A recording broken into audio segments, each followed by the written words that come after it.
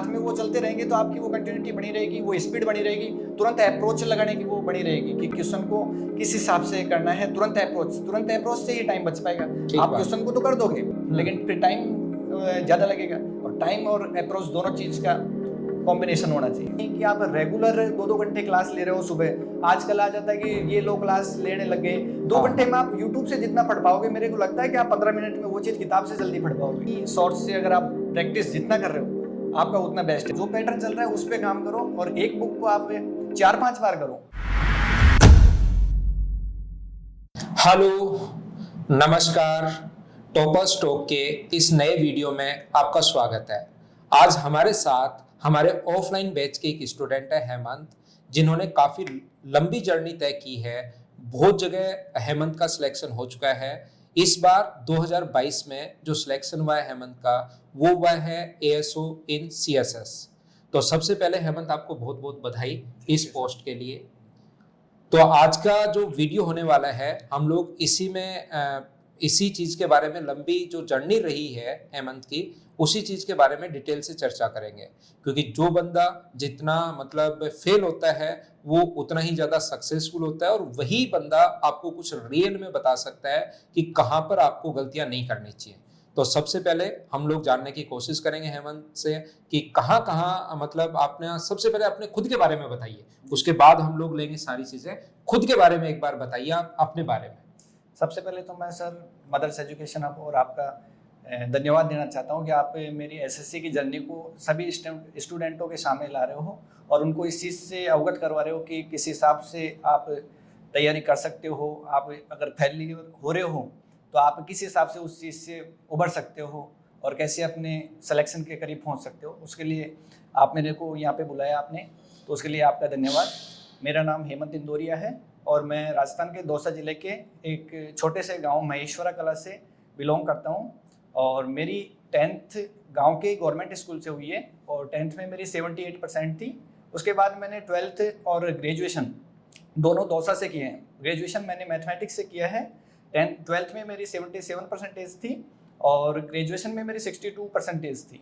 उसके बाद 2015 में मेरी ग्रेजुएशन हो गई थी। आफ्टर ग्रेजुएशन मैंने सोचा कि अब जयपुर चलना चाहिए प्रिपरेशन के लिए, तो फिर मैं जयपुर आ गया था एसएससी की प्रिपरेशन के लिए। तो कैसे आपने जाना सबसे पहले एसएससी के बारे में, क्योंकि आपकी ग्रेजुएशन हो गई, फिर सबसे पहले किसी ने बताया होगा, या कैसे जाना कि मुझे एसएससी की ये जॉब होती है, ऐसे ऐसे ये ऐसे करना है, मुझे एसएससी करना है, ये कैसे जाना आपने एसएससी के बारे में? सर, जब मैं 12th में पढ़ता था तो हमारे गांव से क्या है, एक भैया थे मुकेश भैया, तो सबसे पहले गांव में एसएससी के थ्रू वो जॉब लगे थे। वो एसएससी के थ्रू जूनियर अकाउंटेंट बने थे। तब भैया ने बताया था कि अपने गांव से इनका एसएससी में सिलेक्शन हुआ है, स्टाफ सिलेक्शन कमीशन में ये पोस्टें होती है, इनकम टैक्स, एक्साइज वगैरह जो भी सारी वैकेंसी। हाँ, जब उनका सिलेक्शन हुआ, आपके बड़े भाई ने बताया? हाँ, बड़े भैया ने बताया कि तेरी मैथ बैकग्राउंड है तो तेरे लिए इसमें अच्छा अपॉर्चुनिटी का है कि मैथ वालों के लिए, क्योंकि एक पेपर मैथ का है, मैथ्स का था पहले। हाँ, आजकल जो चेंज हो गया, अब चेंज हो गया पैटर्न, तो पूरा एक पेपर तो मैथ का है, एक पेपर पूरा इंग्लिश का है। तो ये एडवांटेज तेरे को मिलेंगे, तो ये एक लाइन ठीक रहेगी। बाद में ग्रेजुएशन अभी तो कर लो बीएससी, उसके बाद अगर आप तैयारी करोगे तो ये बड़ा फील्ड आपके लिए बेस्ट रहेगा। तो फिर उनको देख के मेरे को लगा कि हाँ, ये एसएससी वाला अपने लिए उस हिसाब से ठीक रहेगा। तो ये आपने सोच लिया, सबसे पहले बड़े भाई ने आपको बता दिया। उसके बाद आप जैसे मदर्स एजुकेशन हब में ऑफलाइन बैच में है, तो कैसे मदर्स के बारे में आपको किसने बताया, कैसे आए, वहां पर आने के बाद क्या क्या आपने पढ़ाई की, कैसा लगा, उसके बारे में एक बार बताइए।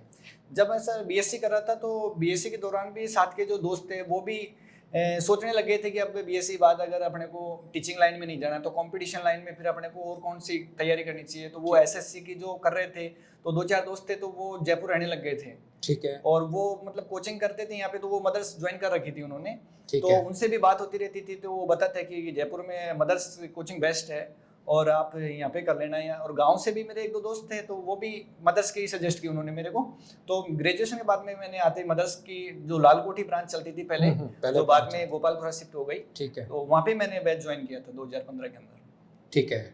तो आपकी काफी लंबी जर्नी रही है और एक ऐसे विद्यार्थी रहे हैं हेमंत, जिन्होंने एमटीएस से शुरुआत की और उसके बाद बढ़ते बढ़ते आज एएसओ इन सीएसएस में भी सिलेक्शन ले चुके हैं। तो इस जर्नी में कैसे कैसे आपकी जर्नी रही, कहाँ कहाँ आपका सिलेक्शन हुआ, थोड़ा सा बच्चों के बारे में, इसके बारे में बच्चों को बताइए, और साथ ही ये भी बताइए कि इसमें आपको जैसे मोटिवेशन की तो जरूरत पड़ी, किसी ने तो आपको सपोर्ट किया, तो उसके बारे में, किसने आपको सपोर्ट किया उसके बारे में थोड़ा बताइए। सर मेरा सबसे पहले एमटीएस में सिलेक्शन हुआ 2016 वैकेंसी में, जिसकी ज्वाइनिंग आई थी 2018 के अंदर। 2018 में उसकी मैंने उदयपुर ज्वाइनिंग आई थी मेरी, उदयपुर ज्वाइन किया मैंने और 4 महीने उसके अंदर जॉब की एमटीएस में। एमटीएस में ठीक है, कौन से ईयर की बात चल रही है? 2018 में, 2018 में, अक्टूबर 2018 में मैंने ठीक ज्वाइन है। किया। सबसे पहले आपका एमटीएस में एमटीएस में हुआ था, ठीक है। और फिर फरवरी में मैंने उससे रेजिग्नेशन दे दिया था, क्योंकि 4 मुझे लग महीने गया इसमें था जॉब कि किया। एमटीएस में अगर हम रहते हैं तो फिर अपने क्या पता आगे हमेशा सपना मतलब आगे बढ़ने का रहा है कि यहाँ से बिल्कुल अगर मान लो अगर अपनी जो कंटिन्यूटी है वो खराब हो गई तो फिर आगे सीजीएल में सिलेक्शन हो नहीं हो, तो यहाँ से अभी बेटर है कि अपने को निकलना चाहिए। तो वहाँ से मैंने रेजिग्नेशन दे दिया। बढ़िया फिर डिसीजन। 2017 के अंदर भी मेरा मतलब प्री क्लियर नहीं हुआ, फिर वापस रिवाइज रिजल्ट आया तो मैंने प्री क्लियर किया। फिर 2017 के मेंस जो एक अच्छे लेवल के क्वेश्चन आए थे, अच्छे लेवल का मेंस था, वहाँ पे मैंने मेंस दिया। फिर उसमें वो जो 2017 का जो पेपर था वो आउट हो गया था, सुप्रीम कोर्ट केस चला था, वो 1 साल वो पूरा वैसे वो खराब हो गया था उस टाइम पे। तो मेरा सीएचएसएल का दिया हुआ था उस टाइम पे, वो भी मैं उसका भी पोस्टपोन कर दिया था सब चीजें। तो बाद में 2017 से सीएचएल से मेरे को मदुरई तमिलनाडु पोस्टल असिस्टेंट मिला। ठीक है।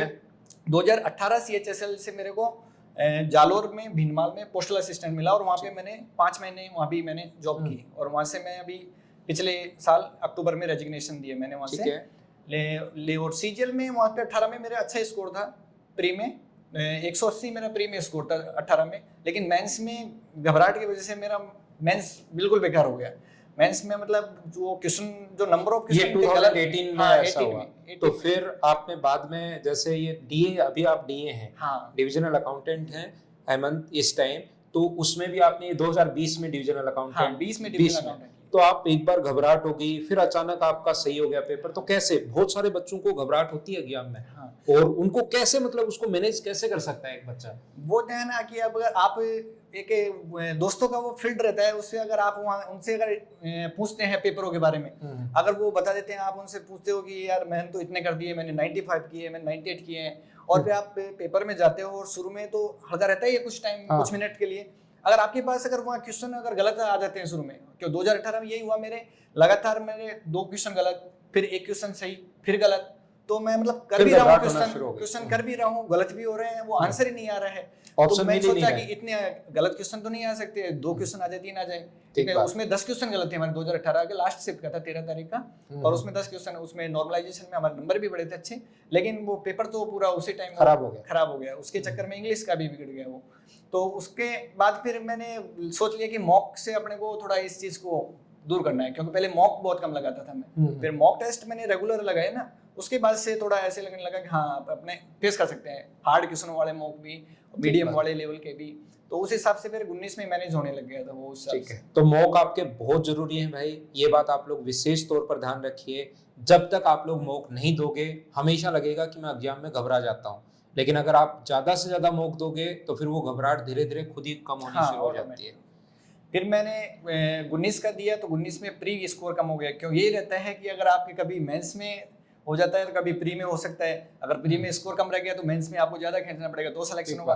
पैरेलल अगर आप चलते हो, बराबर स्कोर चलता है तो सिलेक्शन इजीली। वैसे अब काम ठीक है, आपने मेंस कर दिया है। अगर वो वाला पैटर्न में क्या है कि मॉक की बहुत ज्यादा जरूरत थी, अब मॉक का इतना नहीं रहा, अब ये है कि आप दूसरे पैटर्न पे थोड़ा ज्यादा फोकस करें। फिर मेरा 20 से मेरा को यहाँ पे डीए मिला, जो अभी मैं पोस्टेड हूँ चित्तौड़ में, चित्तौड़गढ़ राजस्थान। हाँ, चित्तौड़गढ़ राजस्थान मेरे को होम स्टेट मिल गया है। ठीक है। फिर मैंने अभी ड्यूरिंग में 21 का इसलिए नहीं हो पाया क्योंकि मैं उस टाइम पे पोस्टल असिस्टेंट पे काम कर रहा था पिछले साल, तो वहाँ पे मेरे को टाइम बिल्कुल नहीं मिल पाता था। ऑफिस 7 भी बज जाते थे, ऑफिस में 7:30 भी बज जाते थे, उसके बाद बिल्कुल थक जाते थे, तो तैयारी हो नहीं पाती थी। अगर आपको तैयारी पर्टिकुलर करनी है तो वैसे सोच लो पहले ही कि हाँ मेरे को कंटिन्यू चलना है तो करो।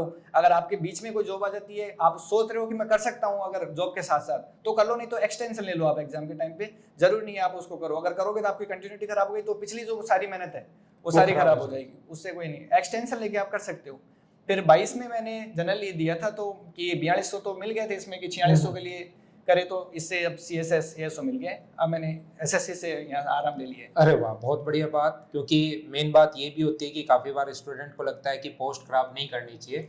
तो 2020 में अच्छी तैयारी की, डीए की पोस्ट पर सिलेक्शन लिया और अब एएसओ इन सीएसएस, और हेमंत मुझसे वादा कर रहे हैं कि आगे एसएससी अब देंगे नहीं। हाँ, ये फॉर्म भरा लास्ट, हुआ है मेरा, हाँ, लेकिन मैं बैठना कोई नहीं पोस्ट चाहता पोस्ट खराब क्योंकि करेंगे होम नहीं। स्टेट मेरे पास डीए है और सीएसएस 4600 मेरे पास ऑप्शन है। ठीक तो अब बात। मैं दोनों में से मेरे कंपेयर तो आपका इतनी लंबी आपने तैयारी भी की है, हाँ। ज्यादा ध्यान तो आपने 2020 के एग्जाम में दिया, हाँ, 18 से 19 से 18-19 हाँ। में दिया। तो इसमें चारों जो सब्जेक्ट है अपने, जैसे मैथ्स है, हाँ। एक एक सब्जेक्ट, जैसे मैथ्स की हम लोग बात करेंगे, रीजनिंग की हम लोग बात करेंगे, इंग्लिश की बात करेंगे और जीके की बात करेंगे। तो ये एक स्टूडेंट की क्या स्ट्रेटेजी रहनी चाहिए और कैसे कैसे उसको पढ़ना चाहिए, तो वो थोड़ा बताइए बच्चों को। मैथ्स में तो सर यही है कि आप अगर एक ही सोर्स से अगर आप प्रैक्टिस जितना कर रहे हो आपका उतना बेस्ट है। फर्स्ट ऑफ ये ऑल तो बड़ी आपको इंपॉर्टेंट कोचिंग, बात है भाई। आपको आज मतलब हर चीज को, आज ये जो टेक्नोलॉजी का टाइम है, ये चीजें ऐसी हो चुकी हैं कि यहाँ पर चीजों को लिमिटेड करना मुश्किल है। यहाँ पर तो आप लोग ध्यान रखना, एक ही सोर्स से बार बार आपको पढ़ना चाहिए, यानी कि उस पर आप किसी से पढ़ते हैं, हम लोग ये नहीं कह रहे कि आप हमसे ही पढ़िए, किसी से भी पढ़िए, लेकिन उस पर विश्वास रखिए और उसके नोट्स, उनके नोट्स को आप बार बार लगाइए। हाँ, क्योंकि बाजार में तो आपको बहुत सारा कंटेंट मिलेगा, लेकिन आप पहले ये देखिए कि एग्जाम का चल क्या रहा है, सीन क्या है, उसका पेपर कैसा आ रहा है, उसका लेवल कैसा आ रहा है, क्वेश्चनों का लेवल कैसे आ रहा है। 2017 में मेंस ऐसा आया था कि उसके बाद कैट लेवल के क्वेश्चन करने लग गए थे, लेकिन 18 में फिर वो गिरा दिया और उसको कैलकुलेशन बेस कर दिया, तो फिर कैलकुलेशन पे काम करने लगे। आप जो पैटर्न चल रहा है उस पे काम करो और एक बुक को आप 4-5 बार करो, ताकि स्पीड वहीं से बढ़ेगी। आपकी स्पीड अगर आपको बढ़ानी है तो एक सोर्स से बढ़ेगी। आप अगर 5 क्वेश्चन उस बुक से कर रहे हो, 5 उससे कर रहे हो और हार्ड क्वेश्चन करने की कोशिश कर रहे हो कि ज्यादा उसके चक्कर में, तो वैसा तो है नहीं, उससे स्पीड नहीं बढ़ सकती आपकी। आपको एक सोर्स लो। और मैंने तो आपकी कोचिंग जब की थी तो उस टाइम क्लास में सर के वो 25-25 क्वेश्चनों का सेट मिलता था, तो वो 25 क्वेश्चनों का सेट टाइम लगा के करता था और फिर जो होते नहीं थे क्वेश्चन जो उसमें से उसको बुक मार्क, मतलब वो मार्क करके अगले दिन नेक्स्ट डे उस पेपर में सॉल्यूशन देते थे जो सेकंड, तो उससे वहां से हो जाता था। अगर फिर भी नहीं समझ में आता था तो मैं सर से पूछ लेता था, तो वो भी ठीक थे। 40 पेपरों का सेट था, वो मेंस के टाइम पे लिया था, वो कंटिन्यू चलता था वो, ठीक है वो है। बाकी आप मॉक दे रहे हो तो आप मॉक से होता ही है। बाकी आप अगर मैथ का एक बार कोर्स कर लिए हो, उसके बाद ये है कि अगर टाइम डिस्टेंस पढ़ रहे हैं, फिर आप टाइम वर्क पढ़ने लग गए, आप ट्रिग्नोमेट्री पढ़ने लगे, तो पीछे का आपका वो रिवीजन नहीं हो पाएगा। रिवीजन तो आप वहां से 5-5, 10-10 क्वेश्चन लो डेली के, लेकिन आप पिछले टॉपिक्स को जरूर लो, क्योंकि साथ में वो चलते रहेंगे तो आपकी वो कंटिन्यूटी बनी रहेगी, वो स्पीड बनी रहेगी, तुरंत अप्रोच लगाने की वो बनी रहेगी कि क्वेश्चन को किस हिसाब से करना है। तुरंत अप्रोच से ही टाइम बच पाएगा। आप क्वेश्चन को तो कर दोगे लेकिन फिर टाइम ज्यादा लगेगा, और टाइम और अप्रोच दोनों चीज का कॉम्बिनेशन होना चाहिए उसमें, ठीक है। और इसके बाद इंग्लिश के लिए, इंग्लिश में आपका ये है कि जैसे पहले तो 200 क्वेश्चनों का था, अब पैटर्न चेंज हो गया है, 45 क्वेश्चनों का है, लेकिन फिर भी 50% कॉम्प्रिहेंशन पार्ट है। कॉम्प्रिहेंशन पार्ट को स्ट्रॉन्ग करने के लिए एक सिंपल सा फंडा बस न्यूज़पेपर है।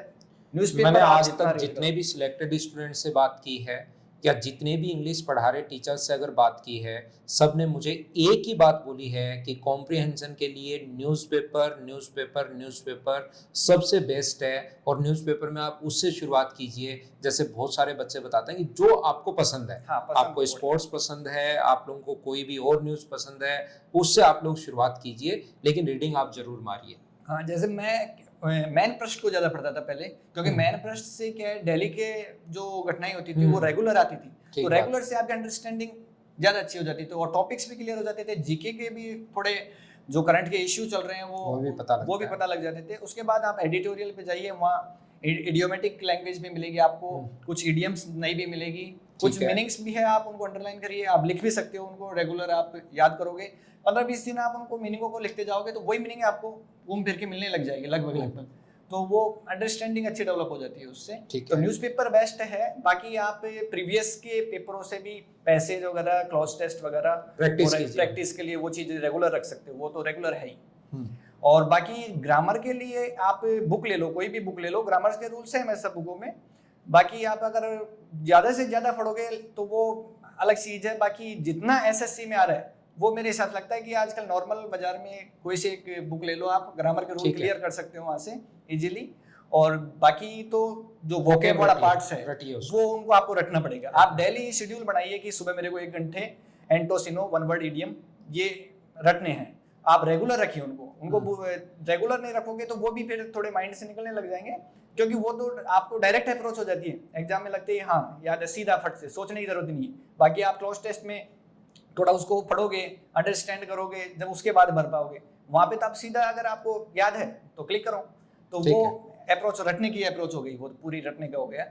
बाकी कॉम्प्रिहेंशन पार्ट तो मैथ्स हो गया है, इंग्लिश हो गया है, रीजनिंग को बच्चा कितना क्या टाइम दे? रीजनिंग के लिए सबसे पहले तो आप कोचिंग लीजिए, एक बार कोचिंग ले लीजिए। रीजनिंग मेंटल एबिलिटी में आप एक बार कोचिंग ले लीजिए, उसके बाद आपकी प्रैक्टिस डिपेंड करती है, खुद ही तैयारी कीजिए। हाँ, कोई सा क्वेश्चन हो चाहे वो इजी है, अगर आपकी अप्रोच उसमें लग गई तो वो तुरंत हो जाएगा, अगर नहीं लग पाई तो आप उसमें घूमते रहिए, नहीं लग पाएगा तो वो तो आप जितना प्रैक्टिस करोगे तो उससे ऑटोमेटिक लग जाता है कि ये क्वेश्चनों में इस हिसाब से अप्रोच लगती है, इसमें ये अपन तरीके यूज कर सकते हैं। तो ये जितना आप प्रैक्टिस करोगे उसके लिए आप प्रीवियस से जितने पेपर दे सको प्रीवियस के दो, क्योंकि इस हर बार वही चीज आती है। आप ज्यादा से में प्रीवियस ईयर्स क्वेश्चंस आप खूब लगाइए, सारे रिपीट होते हैं, कोई नया उसमें क्वेश्चन आने का नहीं है। जो लॉजिक आपको अगर नया आता है तो वो लग गया लॉजिक तो लग गया, नहीं तो आप स्किप कर दो उसको तुरंत, बाकी क्वेश्चनों को करो ताकि लास्ट में उसको कर सके। फिर जो अगर ज्यादा अच्छा लॉजिक अगर किसी पर्सन में आ जाता है तो उसको बाद के लिए छोड़ दो, शुरू में उसमें मत फंसो।